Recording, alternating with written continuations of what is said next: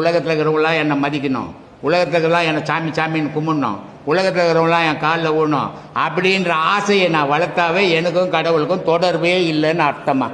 சிறப்பு சிறப்பு சுவாமி. சில பேர் ரொம்ப பக்தியா இருப்பாங்க, இறை வழிபாடு பண்ணிட்டு இருப்பாங்க, பூஜை புனஸ்காரம் சம்பிரதாயத்துல என்னென்ன இருக்கோ அதெல்லாம் சிறப்பா செய்வாங்க. சரி. ஆனாலும் அப்படிப்பட்டவங்களோட வாழ்க்கையிலயும் தொடர்ந்து துன்பம் வந்துகிட்டே இருக்கும்னு நொந்து போவாங்க. இதுக்கு என்ன சுவாமி காரணம்? கடவுள் மனிதனை நெருங்க நெருங்க துன்பம் வந்துடும். ஓ. கடவுள் மனிதனை விட்டு விலக விலக இன்பம் வந்துடும். பிரமாதம். இது அறியாத பேசுவாங்க, நான் இவ்வளவு பக்தி பண்றேங்க, எனக்கு ஏங்க கஷ்டம் வருது, அவர் சாமியே கும்பிட மாட்டாருங்க, அவர் கோடீஸ்வரனுங்கிறாருங்க அப்படின்லாம் சொல்லி இருப்பாங்க. எந்த மகானாவது கார்ல போனானா? இல்ல. எந்த மகானுக்காவது சோறு இருந்ததா? உண்மையான மகான் யாருக்குமே இல்ல. இல்ல. ஏன்? கடவுள் நெருங்கிட்டான், அதனால அவனுக்கு சோறு கிடைக்கல.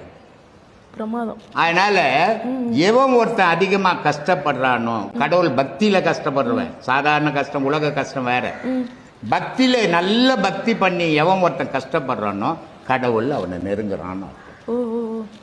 எவன் ஒருத்தன் உலக விஷயத்துல ஓஹோனுங்கிறானோ கடவுள் அவனை விட்டு விலகிட்டான்னு. இது ரெண்டு புரிஞ்சுதுன்னா தான் உண்மை தெரியும், புரியாத உண்மை தெரியாதுமா. சிறப்பு சிறப்பு சுவாமி. இப்ப ஆன்மீக முன்னேற்றத்துக்கு அகிம்சை அவசியம் அப்படின்னா இந்த பலி எல்லாம் கொடுக்கறோமே அது தேவையா? இதை நான் ஏத்துக்கிறதே கிடையாதுமா எப்பவுமே. ஏன்னா இந்த பலி கொடுத்து எப்போவாவது சாமி சாப்பிட்டுதா? எங்கேயாவது நம்ம தான் சமைச்சு சாப்பிடுவோம்.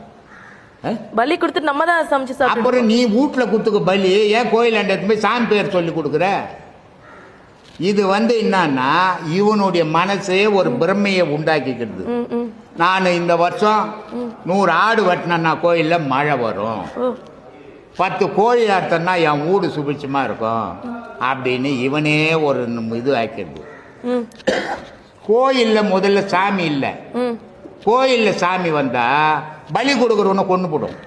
சாமி வந்து டேய் உன் உயிர் மாதிரி தானே அது உயிர், அதை எப்படி கொள்ளலாம்? அதுவும் நான் தானே படித்தேன், உன்னையே நான் தானே படித்தேன், நீ எப்படி போய் அதை வெட்டலாம்? சாமி கொண்டு போடும் இல்ல, சாமி இல்லையாங்க.